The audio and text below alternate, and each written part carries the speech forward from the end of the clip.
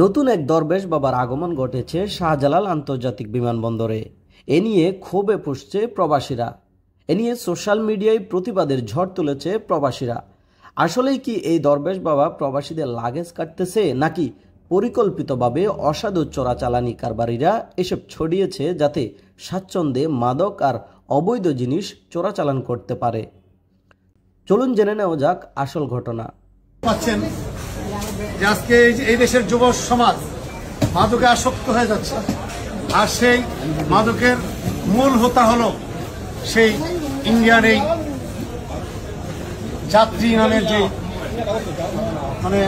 তারা আমাদের দেশে প্রতিদিন একজন যাত্রী হিসেবে এক বোতল লিকার পায় আইনত। এটাকে কেন্দ্র করে একজন যাত্রী প্রচুর পরিমাণে 18 বোতল করে লিকার নিয়ে আসছে। ভিডিওতে দেখেছেন কিভাবে সাধারণ যাত্রী সেজে মাদক চোরাচালান করছে কিছু অসাধু ব্যবসায়ী। অনেকে প্রতিবাদ করতে গিয়ে বলেছেন দরবেশ বাবা নাকি একটার বেশি দুইটা আন্ডারপ্যান্ট পরলেও নাকি ধরে। কিন্তু আসলেই কি দরবেশ বাবা প্রবাসীদের শার্ট প্যান্ট খুলে নিচ্ছে, নাকি চোরা কারবারিদের শার্ট প্যান্ট খুলে নিচ্ছে? চলুন দেখে আসা যাক। পাঁচটি শর্ট প্যান্ট আমরা ইতিমধ্যে দেখতে পেয়েছি।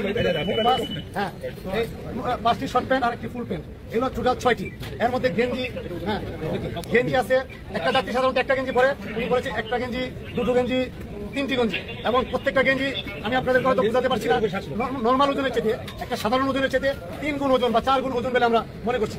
তবে ইতিপূর্বে আমরা এরকম পেয়েছি যে এই সমস্ত কাপড়ের ভিতরে টেস্ট করে ওনারা এগুলো আনে। তবে আমরা ইতিমধ্যে আমাদের যে কার্যক্রম শুরু করছি, যে আমরা দেখতেছি আসলে কি, আমরা এখন ধারণা করতেছি এটার ভিতরে গোল্ড আছে। তো আমাদের ধারণা একদম সঠিক হয়ে গেছে। একটু জায়গা দিন, দেখো, এই যে দেখেন আপনারা অনেকে দেখতে পাচ্ছেন, এই যে কাপড়, এটাকে গোলকে গুঁড়ো করে আরেকটা কেমিক্যাল দিয়ে আমরা আটা ময়দা দিয়ে যে পিঠা তৈরি করি, যে মন, এরকম মন বানিয়ে এই মনটা কাপড়ের ভিতরে দিয়ে, সম্মানিত শুধু আপনারা দেখতে পাচ্ছেন মনটা কাপড়ের ভিতরে দিয়ে,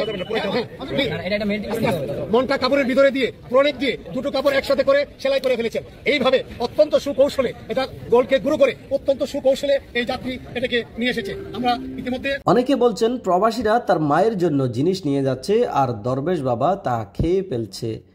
চলুন দেখে আসা যাক আসলেই কি দরবেশ বাবা প্রবাসীদের মায়ের জিনিস খাচ্ছে, না চোরাচালানিদের ধরতেছে।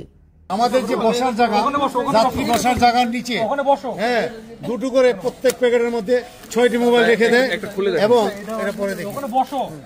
এই যে আমি আপনাদেরকে কেটে দেখাচ্ছি হযরত শাহজালাল আন্তর্জাতিক বিমানবন্দরে আমাদের যে বন্ধুরা যে কি করতেছে, কিভাবে। এই যে দেখেন, আমি একটা প্যাকেট কেটে ফেললাম, এবং সে প্যাকেটের ভিতরে দেখবেন যে মোবাইল নিয়ে এসেছে। এই যে দুটো মোবাইল, আমরা কোনোভাবে বুঝতে পারবো না যে, এবং ইনটেক প্যাকেট, কিন্তু বিস্কিটের প্যাকেট ইনটেক। হ্যাঁ, ওই প্যাকেটের ভিতরে মোবাইল পেলাম 6টা। এই যে দেখেন আপনারা 6টি মোবাইল পেলাম। আমরা আশ্চর্য হয়ে যাই যে এই যে পদ্ধতি, এই যে প্যাকেট, এই যে প্যাকেটের ভিতরে যে প্যাকেট মোবাইলের না, কিন্তু হ্যাঁ এইভাবে যাত্রী, আমরা যখন কোনো কিছু করি তাদেরকে জিজ্ঞাসাবাদ করি, তখন আমাদেরকে বলে কি আমরা তাদেরকে হয়রানি করি। কিন্তু বন্ধুরা দেখেন, সেই সকাল থেকে আমার প্রিভেন্টিভ টিমের 10 জন এআরও এবং সিপাহীকে নিয়ে আমি আজকে সকালে প্রোগ্রাম শুরু করেছি। এর মধ্য থেকে দেখতে পাচ্ছেন আমরা 14টা, এমনি আমরা 15টা কনসাইনমেন্ট আটক করেছি। এর মধ্যে প্রচুর পরিমাণে সিগারেট।